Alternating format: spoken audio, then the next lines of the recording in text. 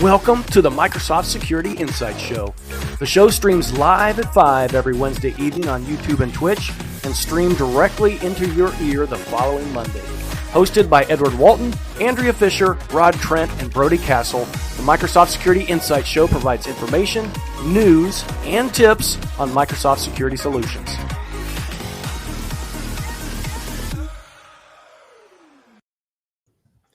Assembled in a great hall of justice are the collection of the most powerful superheroes the world has ever seen, created from the cosmic legends of the universe.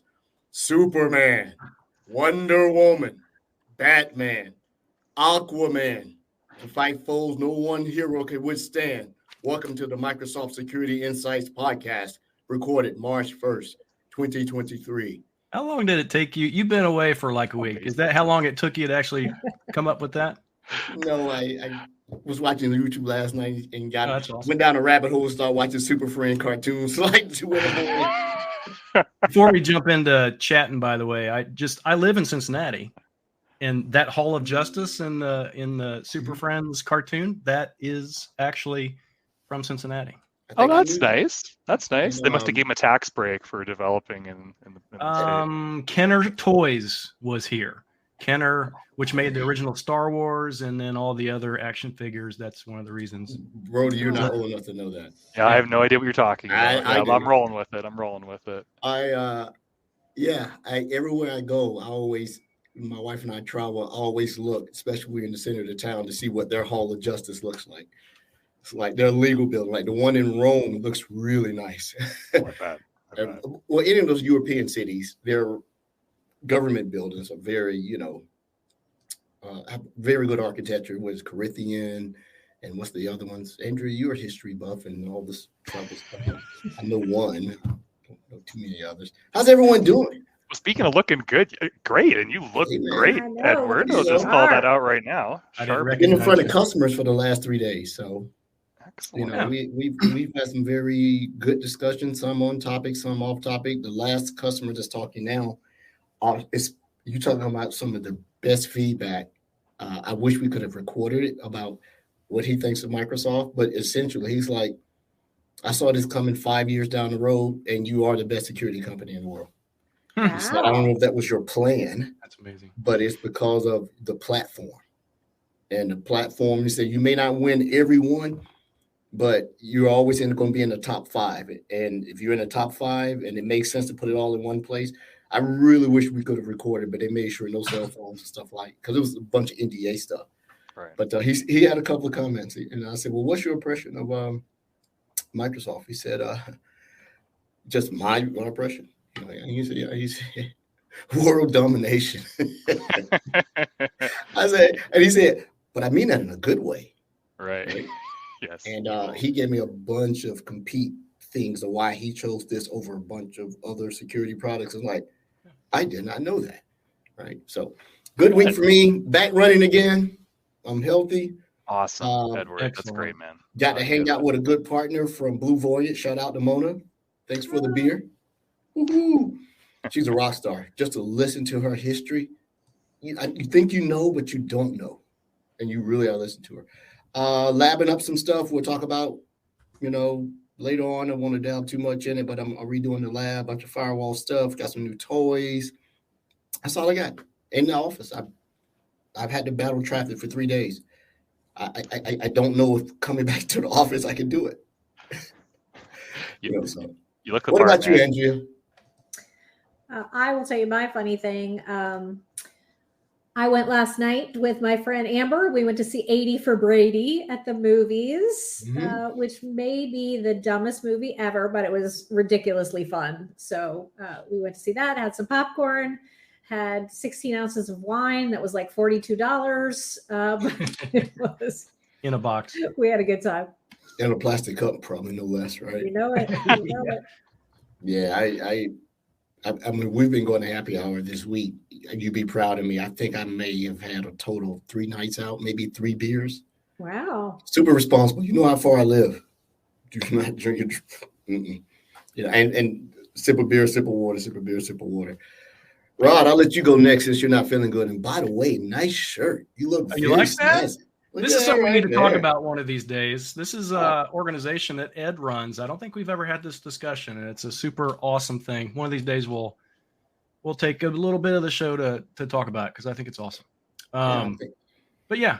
Before we turn it over to Brody, as Edward mentioned, I've been sick for like 3 weeks, on and off. It's just this RSV weird stuff that I picked up in Seattle, and apparently, potentially, I may be in Seattle again next month. So I'm dreading it. Anyway, I do want to go over a few things before we jump over to Brody.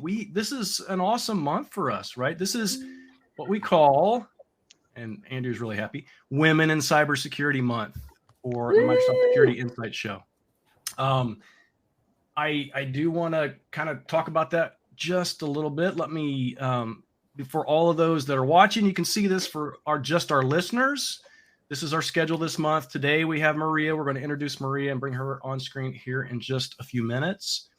She is the MISA lead. We'll find out what that means. To me, I think that's super awesome because next month in April is MISA month. So we'll learn today what MISA is, and then you can all come back in April and talk to a lot of our great partners. March 8th, we have Vasu, Corporate Vice President for our marketing, marketing at Microsoft. March 14th, good buddy of ours, Ian Johnson, will be on. March 22nd, you see there Future and Laura. I've met Future a few times, but Laura and I have done a bunch of cool things together, and I think we're doing something in April together as well, so it'd be great to catch up with her. March 29th, Elizabeth Stevens. Now this, I think, even though I just mentioned everybody and I was really excited, this Elizabeth Stevens, I think, it's going to be really interesting. Director of DC Cyber Risk Intelligence to end the month. So I think that's actually kind of cool. So that's what our schedule looks like this month. We'll talk more about April a little bit further in the month as we go along about what we have planned for there. I also do want to mention we do have a lot of new listeners today because of the promotion around the Women in Cybersecurity Month. So for those newbies who are listening in for the first time, I think she's doing something. So they're listening for the first time. This show is on every Wednesday. Right now it's at 5 p.m. I think we're kind of negotiating maybe starting at 4 p.m. Eastern time on Wednesdays or whatever. Replay is available right after if you missed the live event. The beauty of the live event is that you get to ask questions of our guests and us and things as well. You get to participate and engage with the hosts. This show is then turned into a podcast, which was released the following Monday of every week. So if you're not one of those people that have the time or maybe the time zone to actually join us live, you can still catch the podcast on any of your favorite podcast networks. You can find Microsoft Security Insights. This is episode 142. We've been doing this for a while. So, stop back by and join our audience. And with that, I'll turn it over to Brody and see what he is doing this week. Thanks, Rod. Thanks. Really appreciate that. Thanks for breaking that down for everyone. Honestly, this week's been interesting. The new opportunities come up.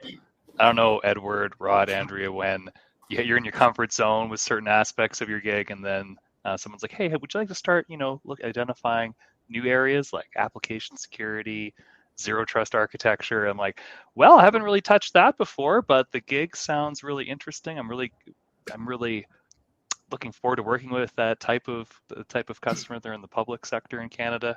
So I'm just kind of ramping up in an area I've never even touched before. So I guess that whole lifelong learning aspect, right, just kind of keeps you going.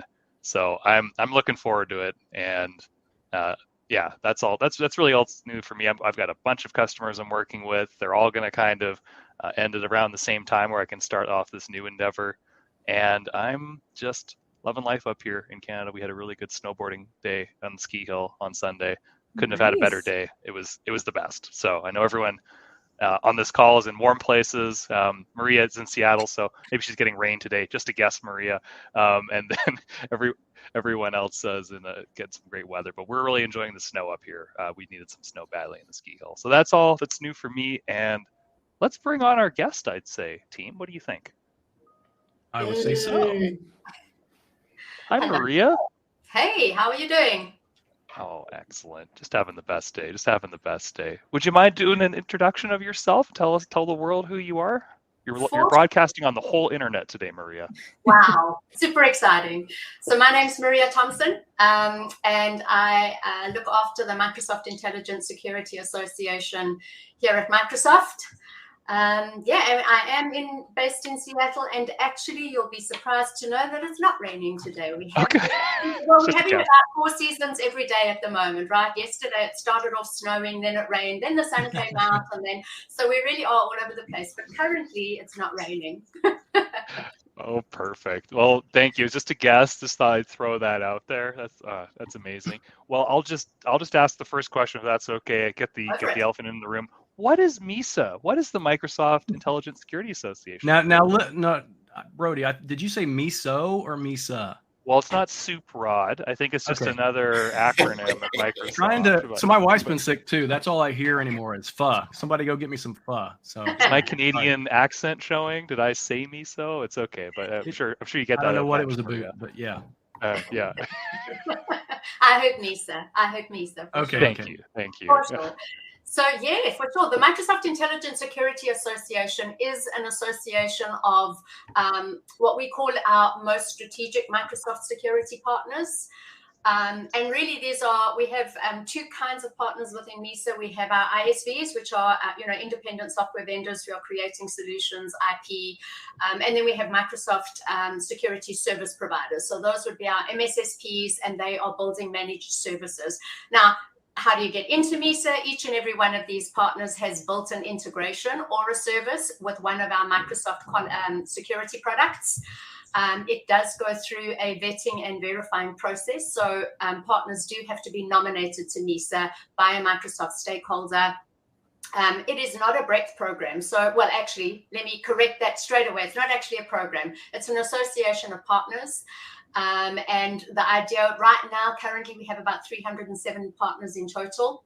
The idea would be to stay under 400. And so it's not about us, getting as many partners as we can. It really is about working with these partners who are building, integrating solutions and services with our security technology, and then can go and help make the world a safer place for all of our joint and mutual customers. That's really interesting. Yeah, that's Sounds amazing. like you've had to explain that once or twice. You've got that well rehearsed, Maria. I do have the pitch down pretty well. I've lived Dutch for 2 years now. So is there any way that you could feed that into Bing Chat, please? Where's MISA?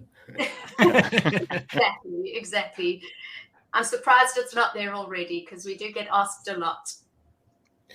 I'm familiar with MISA. I can't really remember when it was established, but coming from the partner side, we had a little, I don't know, what was it, Andrea, pre-MISA, when we had our trifecta program of a sort, verified and validating, partners that wanted to do security and put and generated IP. Within your role, are you part of the nomination? You run it once it's already there? How does a partner sort of get into MISA? Sure thing. Let me take you into that. So just in terms of when did it launch, we're coming up on 5 years old in April. So 2018, Microsoft MISA was launched. It was launched with actually just 26 ISVs. And so over the last 5 years, we really have increased that number. And then, as I say, we introduced MSSPs around about 2.5 years ago now. So really grown from those days. So we do have a set of, for ISVs and MSSPs, the process of getting nominated is slightly different. So let me jump in on the ISV side right now. So in terms of ISVs, what we do is we have of the Microsoft security products, we have 21 of the products that are qualifying products for MISA. And what I mean by that is I actually have engineering support and product marketing support across each one of those products. And so those are the SMEs that really help us. I was saying to Brody earlier, please don't ask me any technical questions. I have plenty of SMEs that help me with that. And when I say SME, I mean subject matter experts.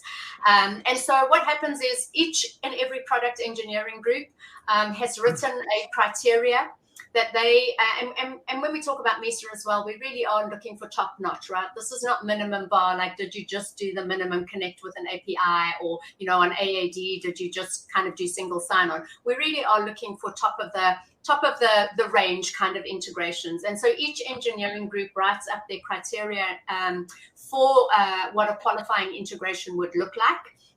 And then what would happen is engineering would work with a specific partner to say, yes, we've looked at your integration. I'm just going to use Azure Active Directory, AAD, as an example, because I think that's probably one of the more common product integrations that we have. They would then meet with the partner, check out their integration. Yes, they meet the qualifying criteria, and then they actually would nominate the partner to MISA. We do have a set of qualifying criteria as well. So obviously we check those qualifying criteria, and then we begin the onboarding process with them. So on the ISV side, they get nominated by one of the product engineering groups. And then on the MSSP side, we're actually working with our friends over at the Global Partner Solutions team. Mm-hmm. And you know, they've written a whole lot of criteria around what are our top strategic MSSPs. And so we actually, our qualifying criteria is on the back of theirs. But what we kind of, in the discussions that we've had, is saying that MISA really is the top of the funnel. If we think about, you know, a step, if you're thinking of a pyramid kind of purpose, you know, for how these partners get recognized. So they would need to be managed within Global Partner Solutions. We have something called an MSSP program that they get invited to in the regions. So the regional teams actually decide who those partners are, which partners are having revenue, you know, customer impact, working with customers, driving revenue, driving usage, and running our Microsoft security workshops. And so they get onboarded into that program. So part of the criteria is that they would need to be in the MSSP program. And then once again, MISA has some qualifying criteria, and then the Global Partner Solutions team actually nominate MSSPs to MISA. So two slightly different roads for the different partner types. I knew about the qualification. I didn't know how it went first. Now I understand how it goes, and it's not just a single. You know, it's evolved over the years, obviously. You know, as I say, as we become a little bit more mature, you know, really in the beginning, we were a brand new cloud solution area. And so we really were all about getting partners to build integrations, you know, and we are slowly evolving that to say, hey, now we want you to do a little bit more and a little bit more. And those, you know, as those partners come in, what we actually offer partners. So this is what we get asked as well. You know, what does MISA actually do? So when I'm in MISA, what do I actually get? And so we've been defining that over the last year or so. So essentially, if you think of the solution lifecycle or a services lifecycle, there's kind of like the build and publish piece. Then there's go to market. You know, how do I drive awareness of these solutions and services? And then there's the sell with side, which is either selling to customer through other partners maybe, or through Microsoft sellers. And our sweet spot, we really sit in the middle. So once your solution is published and publicly available, they then would come to us, and we offer a selection of co-marketing benefits to partners. I don't want to ask all the questions, but I want to ask one more minor question about something you said. Go for it. You said that you have a group of SMEs, subject matter experts, that help you write the qualifications or set the parameters. Is that a role at Microsoft, or is that volunteers that you have recruited so that you can do this within your sphere of influence? It's a great question. So actually, it is a role within Microsoft. So, each security product has an engineering team, and that engineering team have people to varying degrees. Obviously, as I say, I'm working with 21 product groups, so it's a little bit different across, it's not exactly the same, but they do have people that actually specifically have a focus on partner and working with partners, figuring out what integration should look like. How do you build a solution that integrates with Sentinel, with AAD, with whatever those products are. And so they are actually part of our engineering teams. The work that they do with partners is part of their KPIs. I think the MISA piece kind of sits on top of that.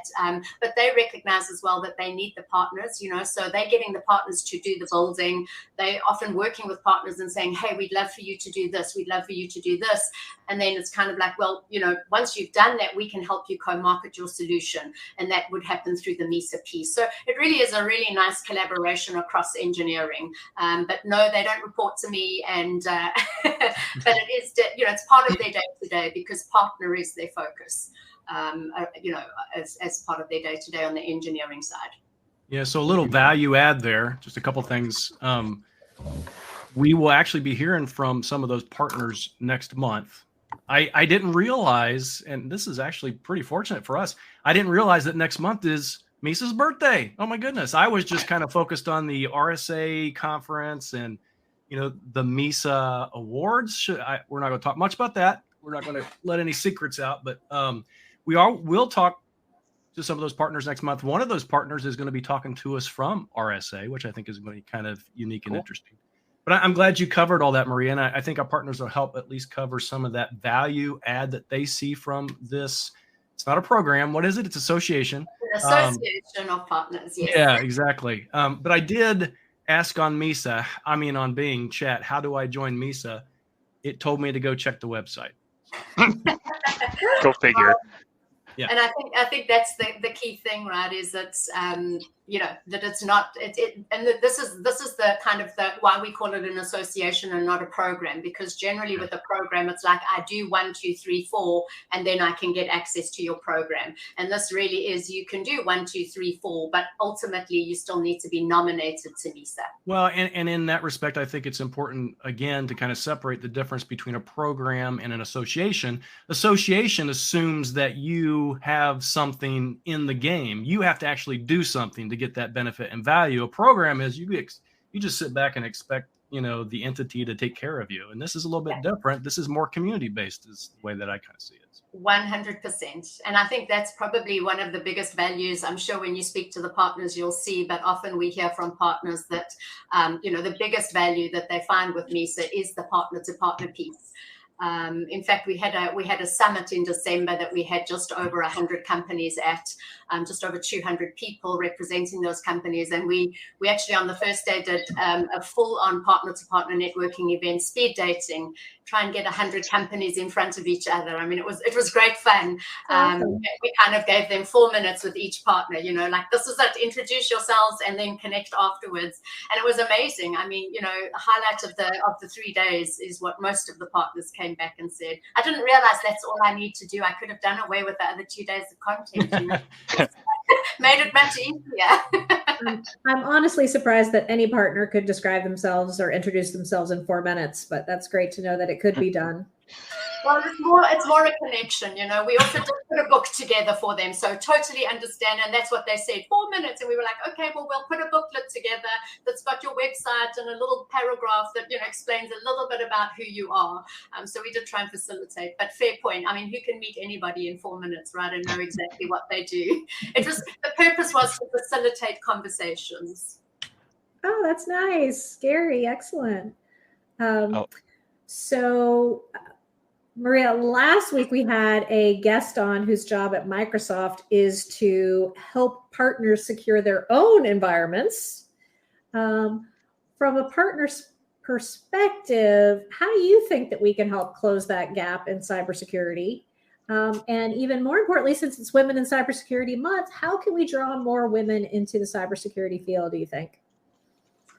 Wow. Okay. So that's like 2 separate questions, right? On closing the partner gap, I mean, I think it's a big topic, right? And once again, not an area that is my area of expertise at all, I think, but I do think it's around education, which is kind of what we try and do with our MISA members as well. Let them know everything that's available to them so that they can ensure, that they are protected. I would say from a MISA perspective, specifically on the MSSP side, that the majority of them have got that right.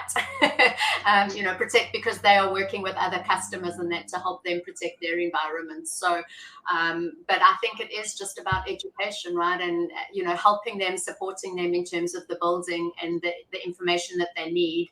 That we know that Microsoft is now, a big player in the security space and which is super exciting. So, I think it's just about education. From that perspective.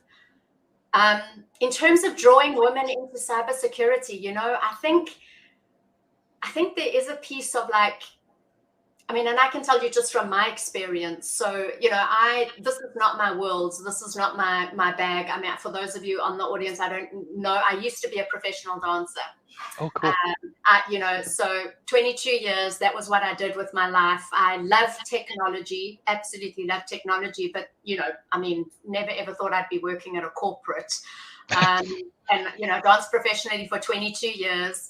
And then kind of when it came time to retiring, it was kind of a weird journey. I started working for an events company and I became the account manager for Nokia, the phone company. Oh, cool. And I was working on development and marketing, actually, applications that were built on the Windows platform. And then literally I joined on, I think, the 1st of March. And I think on the 14th of March, they announced the acquisition. And it was like, well, hello, now you work for Microsoft. And I was like, okay. And it was, for sure a baptism of fire, because I cried. I think I say to people, I cried for 6 months because I said to my husband, they don't speak English. I don't know what's going on, and here I am 9 years later. And I think for me, there's a misconception out there. Well, for me, at least in my experience, that you have to be educated in this. You have to have studied it for years and years and years. And actually, I think, a lot of it, obviously engineering is slightly different, but on the marketing side, I think the one thing is that you can learn anything. You just have to be passionate and dedicated. And if you put your mind to it, you actually can learn anything. So I think in terms of drawing people in, it is about, having conversations and saying, hey, don't disqualify yourself. If this is something that you're interested in getting into, start talking to the right people, start talking, make connections. LinkedIn is great for that perspective. I'm mentoring a couple of people that have reached out and said, hey, they've also come from more of a creative background and like, hey, how do you get into, into marketing in the security arena. And so I think it is, just about driving that awareness that it's not, I think you tend to think you've got to have, a doctorate degree before you can do any of this stuff. And so I think it is about having those conversations and saying to them, hey, if you put your mind to it and you're a passion. I mean, I remember the guy that, employed me at Nokia. He showed me the job description and I was like, no, I don't understand what's on this page. I've got a job description in my life. You can either dance or you can't dance. I mean, that's, that's pretty much, you know what I mean? Like, there's no resume, exactly, So I said, no, I don't think I can do this. And he said, no, I think you can. And I said, no, I don't understand what you're talking about. I've never had a KPI in my life, but he said to me, you're passionate about our product, and I need a passionate person, and I can teach you the rest, and that was literally what got me in. I was saying no, and eventually they were like, well, come and try it, just come and try it for a couple of months, and then we'll see. If you don't like it, you can leave. And as I say, 9 years later, here we are still, and so I think that we just need to be talking to the right people and making it accessible, across, and that's, inclusive across any, we talk about women in cybersecurity, that's really important, but there's obviously also other groups, who possibly feel like they're not included in that. I think the other big thing, and I know that it's something that our organization looked at, was that, you always, whenever you look at job descriptions to get into the industry, it's kind of like, well, you need 8 years experience and you need a degree. And I believe that we've taken that off of our job descriptions in terms of the degree, because it's like, well, not everybody is afforded that opportunity to go and study. It's especially in the United States, it's really, really expensive. And so not everyone has that opportunity, and yet they might be a really, really good candidate. I often say that if I'd have gone through the normal route of getting into Microsoft, they wouldn't have even looked at me, because I don't have a degree in this world. I have a dance degree. And honestly, even if I'd have interviewed, I knew nothing. When I say I knew nothing, I didn't know how to speak. I didn't know the lingo. And yet here we are, and it is about people who are prepared to mentor and people who are about to, walk you through a process and hold your hand through it. And so I think all of those things are important, around, so if there's any people in the audience who are wanting to get into and don't know how to, I'd say reach out and get some mentors, because a lot of it is who you know. know. And then the other thing is, don't limit yourself by your thinking. You can do anything, honestly. And, I believe that. You can, and I've proved it. You can do anything that you put your mind to. You've just got to get in there and do it. And sometimes it's really uncomfortable. And sometimes you want to run 1,000,000 miles. But hey, if you stick it out, it's amazing. It really is amazing what you can learn and what you can accomplish.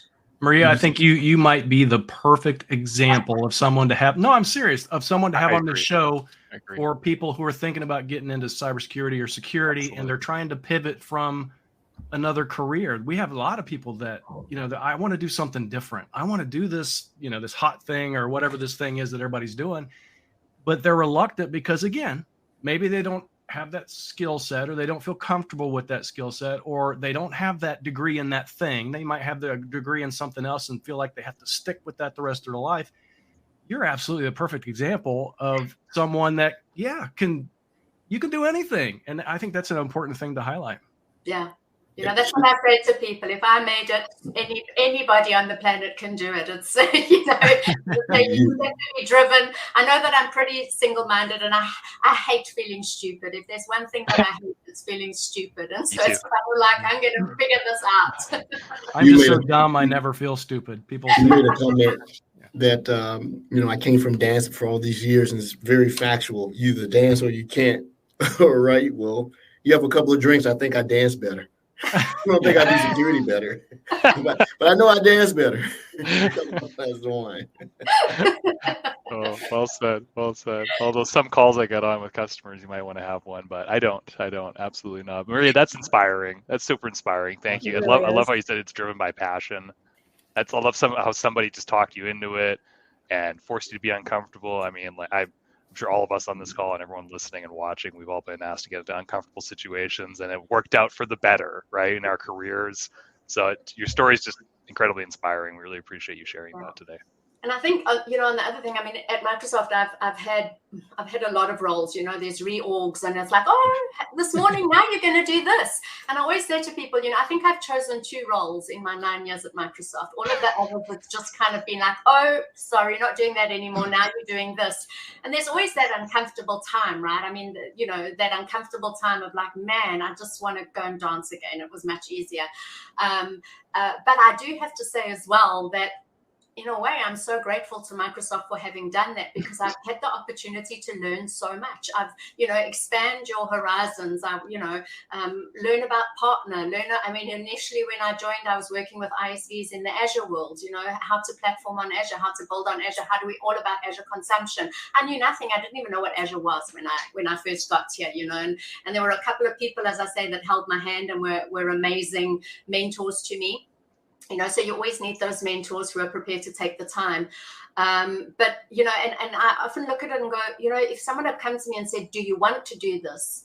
Initially, I would have said, no, I don't want to do it because I can't do it. I don't know anything about it. I was forced into it. And, a year down the line, you're like, I mean, I would honestly be on meetings sometimes and just go, hey, I know stuff. And now I know stuff. And so that would be my encouragement, even if you're looking to get in and an offer comes your way and it's maybe not quite what you think you can do, or maybe not even what you really want to do, I always say, get your foot in the door, learn what you need to learn, and then you can start to meet people and network, and the opportunities open up. They really, really do. And so that would be another piece of advice, if you're looking to get in and something comes your way, maybe just take it, put your mind to it and go for it. Because you really, it really does open up a world that I just would never have gone after on my own. Right. You have to pinch yourself sometimes, right? You're like, I didn't, everything in my life that I've been successful at has been unintended. Everything that I plan has failed. That's just the way it is. I love it, right? Right, it's insane because you look at that thing like, what is your career path? We all have those career discussions, and I'm like, well, I don't know. Microsoft have pretty much decided what it's going to be for the last 9 years, and it hasn't been that bad. So I'm happy to continue. And when I started out my career as a dancer, I certainly never thought I would be in the corporate world, let alone at a software company. I mean, it just. Just insane. So, sometimes it is about, well, just let it happen, maybe. That's hilarious. What was the hardest part about pivoting into this field, right? You had a great mentor, but like, what are some of the hurdles, some of the challenges that you overcame? We'd love to hear about that. Wow. Honestly, I think probably the hardest part is my own limitations, like my own mindset and my own view of myself and what I thought I could do. You know what I mean? I do. I think that happens a lot in our lives. We get in our own way, right? You know, that whole imposter syndrome thing, which I'd never really been, you know, as I say, even in the dance world, you don't really have that, because either you can do it or you can't. Honestly, you're not going to get a dance gig if you can't dance. You know what I mean? I mean, there are certain things that you do have to have a qualification for, or at least have, you know, some practice in. But so I think that probably that was the biggest hurdle, and really a lot of self-talk. You know, my husband does a lot of EQ training. And so, you know, what are you thinking about yourself? What are you recognizing? And then how do you start to change that mindset? You know, what affirmations are you making? What declarations are you making? What belief do you have around yourself? So that was one piece. I think the other challenges were really, and I think anybody that works at Microsoft, and I'm sure any software company, I just only have this experience, you know, is just being kind to, I always say this to new people, like, be kind to yourself. I think Microsoft is a really scary place when you come in firsthand. And, you know, I think we've got a glossary of what's like 4,000 or something acronyms. Some of them mean three things. And, you know, and when you ask people what the acronyms mean, even they don't know what they mean. And then we added one called MISA. So yeah, not the soup, not the soup. Yeah. You know, it's all about, I had no hand in that. I had no hand in another acronym. But I think, you know, it can be a scary place. And I always just say to people, first of all, be kind to yourself and just give yourself time. Like, you don't have to know everything today on day one. You know, you're going to look back after a month and you're going to go, hey, I know I learned something. And, you know, and I always say, for me, the big mark is, your two big marks are 6 months and a year in a new role. You know, 6 months you start to feel, oh, okay, I don't mind now speaking up on a call and feeling like I have some confidence in what I'm saying. And a year down the line, you kind of like, okay, you know, I feel like I know some stuff here and I feel like I can do. And I think as well that the confidence builds, and you're also okay with being able to say, I actually don't know the answer to that. All right. You know Such what I mean? an important thing to be able to say. Well, I'm sure I should know this. I mean, I think that was one of the most difficult things for me working at Microsoft, because I have this engineering mind. I want to look at something and figure it out. People ask me a question I don't know. I'm like, I have to know this, right? Right. The pressure. It speaks to your imposter syndrome, Maria. Comment. Exactly. Like, you know, yeah. So ask the questions. Never be scared to go, hey, you know, I have no idea what you're speaking about right now. And you break it down. And I bet you there's 10 other people on the call going, oh my goodness, thank you for so much. Thank you. Right. You're a little vulnerable, right? Little Brene Brown in our lives. Yeah, absolutely. Exactly. It helps a lot. Yeah. You know, and it's just about one day at a time, you know, tackling it one day at a time and just, you know, and being kind to yourself. So obviously you've been here a while and you've not left us, which is awesome. But there has to be something keeping you here. What's your favorite thing? What is the favorite thing about your job? You know, I said this to a lot of people during the pandemic, and you know, even now, Microsoft, for me, Microsoft are really good to us, I believe. I do love the company culture. I was fortunate enough to come on board. It was kind of like, I think within a year that Satya kind of took over, and I believe that the culture's changed a lot, but I do believe I like the culture. You know, I think that they look after us. I think they've created an environment where you can be vulnerable, you can speak up, you know, you are protected, so they look after you. I love the people that I work with. You know, and that's across every opportunity that I've had. I was 4 years in South Africa, and then I've now been actually just 5 years in April as well, in Seattle. And so I think even that opportunity, you know, being able to move country, Microsoft were really, you know, they made that happen for us. And so we had dreams, you know, we thought we were moving into a different place in life, and like we're ready kind of like for the next adventure when my son left home. And it's kind of like, well, what does it look like? You know, we'd love to go and try living in another country, and it's not easy to try and do that on your own, especially coming from South Africa. And so, just that opportunity in itself has been amazing. And I'm super grateful for it because it's opened up a whole lot of new doors and new experiences for us. And so I think it is, I think there is for me that thing of like, I'm going to stay until I make it work. And then as I said, they every 18 months, they kind of change my role. So it's like, we're going to start again, So it's always exciting.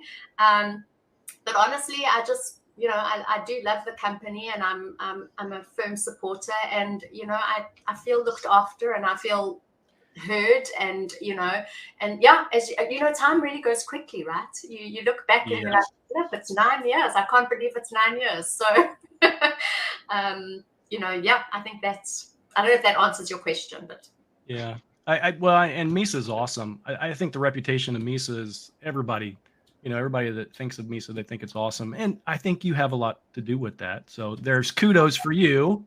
Thank you very much. Yeah, absolutely. So we have some stuff coming up at RSA for MISA, right? You want to talk about that a little bit, as much as we can? Yes, for sure. I'd love to. As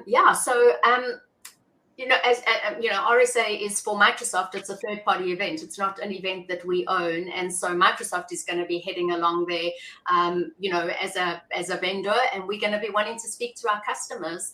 But I work really closely with the team that organizes that, and we just see such value in the work that our MISA members are doing, specifically around their integrations with our security products. We think it tells a great, better together story.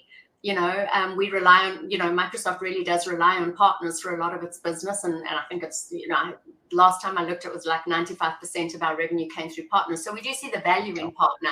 And I really love that that Microsoft has given us the opportunity to say, hey, let's bring some partners along on the journey. They've done some great work with us. They've built these, these solutions and services that integrate with our first party products. And so let's showcase them and let's tell the better together story. So actually at the expo booth, the Microsoft expo booth, we will have a specifically dedicated section to MISA. And we have about 25 partners that will be able to showcase and demo their solutions to customers that come and visit the stand. I will be doing some outreach on it as we get nearer the time, just to let you know who those partners are. And I can share that with you if you wanted to share that out with anybody. We just, we're just busy finalizing that. So we've actually got what we call 21 demo slots. So that is where, as I say, each partner gets 60 minutes to come and interact with our customers, share about their solutions, how they integrate with Microsoft technology, and see if they can, get some leads from that. And then 5 of our partners are going to be having theatre sessions where they actually get a 20-minute slot and they are able to actually present to customers that come and sit in our theatre. And once again, it's always telling the better together story, but it does just, let customers know what's out there and what partners are doing to help them protect their environments, in this crazy, crazy world that we live in right now. So that's what we're going to be doing. There's executive meetings and, meetings with me if they want to do that. So we've got a really great partner presence at RSA. And then you mentioned it a little bit earlier on, but we do like to celebrate the accomplishments of all of our great MISA members. And so we will be having our this is the 4th annual awards ceremony. We changed the name last year, so it's now called the Microsoft Security Excellence Awards. It is for MISA members only, and members have an opportunity to nominate themselves across 11 award categories, and Microsoft stakeholders can nominate partners as well. We're just actually busy in the finalizing who our finalists are going to be. And I will make that announcement on Monday. So it'll be all over LinkedIn. So we will be announcing who our 55 finalists are. And then we open voting. And so voting, once again, happens. MISA members can vote and any Microsoft stakeholders. And then we will have a ceremony at RSA where we will announce our winners and celebrate our winners. So that's super exciting. So I think the awards ceremony, or the excellence ceremony, is at my favorite hotel in the world. So we'll be talking about that later. I love that place. Because you probably got a ticket, Rod. Are you going to RSA this year? Spectacular. I don't want to announce it yet because we're still just in the final phases of, buttoning it all up. But it is pretty spectacular, I must say. Especially the room that we are looking at has the most unbelievable views. So you actually don't need to bring a whole lot of decor in because it's just like, oh my goodness, just go and stand at the window. It's beautiful. So yes, we're very, very excited about that. Awesome. Who is going to man the RSA? I have to assume you're going to be there. Oh, for sure. I will be at the at RSA, and I do also have to say on this show, MISA, it's not only me. I have a team of 7 people that I could not do this without. I get to spearhead it and I get to be the face of. But honestly, I have 4 partner managers who look after our over 300 partners. So they are managing close to 100 partners each. And they do a phenomenal job. I have an operations and business manager. I have somebody who helps partners with, getting published into marketplace. And then we obviously have an onboarding manager because there is a contractual process when you get nominated. So I do have a full team that work with me, and they are amazing. And as I say, full credit to them. I really, really could not do this. This is not a one-man show by any stretch. And so I will have 2 of my team members actually with me at RSA. And one of my team members, her name is Sadie. She will be responsible for looking after the expo, all 27 slots that we have that week. She's going to be pretty much living at the Microsoft stand in the expo hall. So she'll be managing that. I'll be looking after some of the executive meetings. And as I said, there'll be meetings with me. And then the other thing that we do is we offer each of our members a solution overview video. It's one of the benefits that they get of being a MISA member. And what we love to do at RSA, especially in this, in the world that we've been in, normally we have to film those virtually. And it works great, and we do that, and the majority of our videos are done. But what we like to do is for RSA, we bring in about 16 of our partners, and we're going to film those there. So I have my business and operations manager coming in, and she'll be responsible for working with partners. And for 2 days straight, they will be filming those solution overview videos. Andrew, are you going to RSA? Are you presenting this year? I am not. I keep trying. I was so funny, Maria. The very first year when I didn't know any better, I applied to speak at RSA and got picked. And every year since then, no one has selected any of my choices since then. So it was just, I think, beginner's luck. It's always a great time to go. It's such a great learning experience. Is anybody, Rod, you're going? Brody, Edward? We'll see. I want to go. We'll see. Maria, you need any volunteers? You got any passes? So that, yeah. We don't have any travel budget. Who has travel budget? Come on. Well, I think that's the thing, right? And that is the call. Like, everybody that's going has to justify the business reason for them being there. I may just happen to be out there, and you may need a volunteer. There you go. I'm sure we could see but I if don't they have a pass. volunteers at the Microsoft booth. I need a pass to get in. Anybody have a free pass laying around? We'll talk offline about it. Let's talk offline. Yeah. We'll see what we can do. Perfect. But it sounds like you have a lot of things going on, and it sounds like, you have to have a supporting team. Unless you want to join the Justice League of Security Heroes, who could do all this themselves. So we do have some slots in our security league, so we're going to put our applications. You just have to tell us your superpower, and then we'll go through, right? I can tap dance. Does that count as a superpower? Oh, I used to be able to tap dance. I retired a while ago now. I have my tap shoes, but they've not been used in a long time. I'm sure you're better than all of us, so that's your control. Do you ever watch Dancing with the Stars and just, cringe when people mess up? You don't always cringe because you recognize, Dancing with the Stars, that's hard graft. I'm always amazed at actually how much they manage to do when they, not so much the pros, but the people that they're bringing on. It's just like, wow, I really do appreciate what they're doing. So no, there's definitely no cringe factor. Sometimes you're just like, wow, like I really respect how hard that is, So, hats off to everybody who manages to even get into the first round. Well, let me just say, you've never seen Edward do the worm. If you want to see true grace in motion. Well, I was just saying, I keep hearing about Edward's dancing skills, so I definitely think we're going to have, a dance off at some point. No, you might need entertainment at the Excellence Awards this year. Right. A few drinks, and Ed, do any dance step you want. You'll see me dancing like, what's that dancing baby from back in the day, Hallie McBeal? You'll see me doing that. Well, I'll let you know when we open up for auditions. You can expect a meme later, by the way. Do that, yeah. Oh man, it's amazing how you think you know something about something, but I did not know as much as I thought I knew about what MISA does. I knew. Well, let me ask you this other question here. I was scribbling down some notes so I don't forget to have a senior moment here.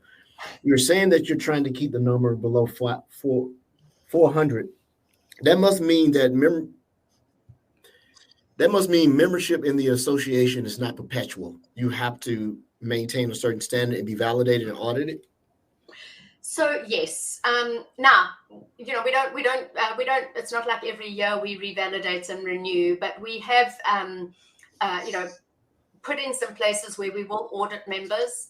And actually, as we're right in the middle of FY24 planning right now for our next financial year. For those of you that don't speak the Microsoft speak, I have to remember. My husband says to me now, he says, "Babe, you don't speak English anymore," because that's what I cried before, and I was like, "They don't speak English," and now he says, "You don't speak English. I don't understand the words coming out of your mouth." It's just acronyms, right, Maria? All you do is just acronyms. I go FY24. What is that? What is that? And I'm like, Anyway, so for our new financial year, which starts on the 1st of July, and so we are actually looking at some of those criteria, right? Because we do, and as we get to a place where more and more, we are getting more recognition out there. People are starting to be aware of what MISA is. There's quite a high demand. I get obviously emails and pings on LinkedIn all the time. And so we do continuously look at that criteria. And I think also we launched 5 years ago when we were a baby, in the security world, and so much has grown and evolved. And obviously the program needs to do that to keep current. And to ensure that we are, working with those strategic security partners. And so, yes, we do have an audit process. We do continuously work on the ISV side, specifically with engineering, to say, hey, these are the partners that have got integrations with your solutions. When last did you check them? Are the partners keeping up to date with their integrations? Do they continuously do updates and, make sure that they're staying ahead of the game? So, yes, there is an audit process. And then obviously sometimes companies get acquired, especially ISVs, right? In the ISV world, they're continuously being acquired. And obviously if you've been acquired, then we off-board from a membership perspective. But for sure, we are continuously looking at that membership and just, making sure that we're keeping that high bar. Didn't MISA used to have a crest or logo, a badge of honor? I haven't. Is it still around? I haven't seen it. I wouldn't say it's a badge of honor. It's a MISA member badge. So every member, once they get onboarded, they get the badge that they can then use, on their websites, on email signatures, when they publish their solutions. There we go. When they publish their solutions to the marketplace, we like them to put their badge there. There's so many solutions in our commercial marketplace, and so I think it does bring customers a little bit of peace of mind. As I say, we are starting to. It's a name that people are starting to recognize. So like partners can say, hey, I'm a MISA member, and customers have confidence in their solution, and what they're offering. So yes, they do get a badge, and that they can use as long as they're MISA members across their collateral and for their advertising. Okay. Yeah, I remember seeing a little bit. I thought it was something like the Ninja Cat thingy. That was no, that's not us. That's not us. But it's great that you were able to see something from inception to now something that really carries a lot of important weight in the industry, across different verticals. That must be quite the experience to grow something to what it is now. You must have a lot of pride in the work that you and your team have been putting into this over the last few years.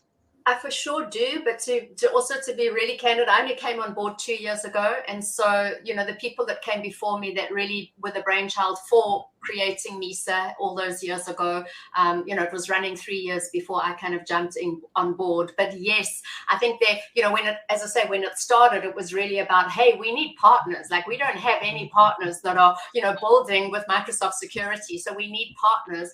And it is even over the last year, how we look at how we are maturing the program. And it is, and I think for me, and it is a testament to so many people. It's not just about me, because even every single collaborator that I have, as I say, across 21 product marketing teams and 21 product engineering groups, and there's a lot of people that collaborate and have helped with this. But I think it is exciting to see that the brand is now, becoming a household name. And when I say household, obviously I mean within the security, world. So for sure, it is. I am proud of what the team have achieved and what we've become. But there's always room to grow, improve, mature, do better. And so we're constantly looking at that and thinking about those next steps as well. Well, I'm going to go out on a limb and just suggest that the things that Microsoft that we've been most successful at, our products and platforms, is where we haven't actually driven it, but we've allowed community to drive that thing. If you look at Windows 10 when it came out, the Windows Insider Group, Windows people loved Windows, right? Because we had the Insider Group. The Sentinel is a really huge, strong community. Sentinel does really well. And I think MISA kind of falls in line with the same thing. As we kind of allow these communities to be able to engage, give them opportunities, that's really what drives the success for these programs or associations. Sorry, not programs, but associations, products. Yeah. Well, I think for sure. And I think, honestly, it's not only about driving the success of our association, right? I think that the reason that MISA is also to drive awareness and the success of Microsoft security technology, and our partners are doing a great job of helping to create that brand love as well. They are sitting with the customers and saying, hey, we've got this great solution. And if you pair it with, some Microsoft security technology, hey, you're protected at the next level. So I think for sure, community is everything, right? And that brand awareness, ultimately, MISA is there. As I say, it really is about Microsoft security. And a lot of people have actually said to me, well, where did the name come from? And if you think about, 5 years ago specifically, it was intelligent cloud, intelligent edge, and now we're looking intelligent security. Like, we really our customers want to know that we've got these intelligent security solutions, that are definitely going to help them and protect them in this crazy world that we live in, Well, if you put the name intelligent on it, you kind of have to live up to it. So... yeah, it takes work, but I think we've accomplished that. Yeah, I think we for sure we do. And yeah, I think, as I say, I think that brand awareness, and it does. I think it just creates some confidence for customers, as well, because there are so many partners out there all shouting like, well, pick me, pick me, pick me. And that's not just Microsoft security partners, it's across every landscape, So I think it does help to know that, hey, there is this association that is vetting and verifying and working with partners to ensure that they're offering the very best to customers. So we have, we're kind of near the end here, but we did have, and I want to make this request now.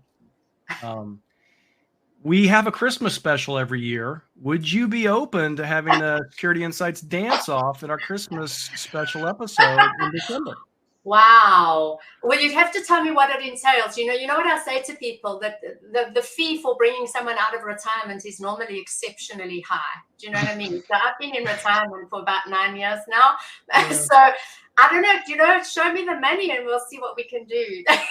Definitely won't be the worm. Definitely Edward's got that covered. So. We can all take turns doing our favorite dance, whatever that might be, Yeah, that's that area where the planning fails, right? So nobody wants to see me dance at all. Same. Thanks for the 7-month heads up. Now I'm going to have to think about that. Maria, are you taking any new students? That's the first question. I'm always taking students. All right, I probably need to be a student myself first. As I say, I haven't danced for a good couple of years. They say you don't lose it, but I think certain things I think you lose. But I'm game. Let's. I'll bring my tap shoes. All right. Bring my tap shoes and see what I can do. And if it's Christmas, we've got a couple of months. Writing this down. That was. I think you might be a winner there. I don't know if I want to put myself on that stage. In that blazer, he's a winner today for sure. Look at that. Styling. Yeah. There's all I'm doing here. I'm gonna put Maria in a little box. You just have to check it and say that you'll be here. So we'll work that out. There. All right. That's awesome. Well, I appreciate that. Anyone else with any questions, Maria? I thought this is super awesome. I appreciate Excellent it so much. interview. No Excellent. questions. Your passion's When you get obvious. loud in here, they're kicking everybody out of the office and they're cleaning. Are they? They're knocking down your door, Edward. That happens a lot to you at the end of our But it's taco night, so yeah, that's Is fair. No, but Maria, your passion obviously is just immense. I love your story. It's really important this month to have folks like yourself come on and talk about how you got into the field and your career. And I was all smiles this whole time. Thank you so much for your time today. Really. What a treat to have you here. Thank you for coming. And chatting to you all. yeah, thank you so much. Hopefully I'll see you at RSA. We'll see how that works out. Yeah. We'll talk. Don't forget, next week, this is still Women in Cybersecurity Month, all month. So next week is Vasu. She is awesome. So come back. Not that Maria's not awesome. That didn't sound very good. That didn't sound good at all. Oh my goodness. Also awesome. Maria's the best. She's No. I'm very happy to vouch for Sue and for Anne. They are great advocates, and you can start to talk the really deep security stuff. They're amazing, both of them. I'm going to definitely jump on and hear what they've got to say. So definitely worthwhile listening to both of those for sure. Yes, absolutely. Perfect. Well, thank you so much, Maria. Thank you. To our Thank you for listeners having and our me. watchers. Again, we'll talk to everyone next week. To all of our listeners, supporters, and watchers, same bat time, same bat channel. Next week. Thank you all. Take care. Bye-bye. Thank you. Bye.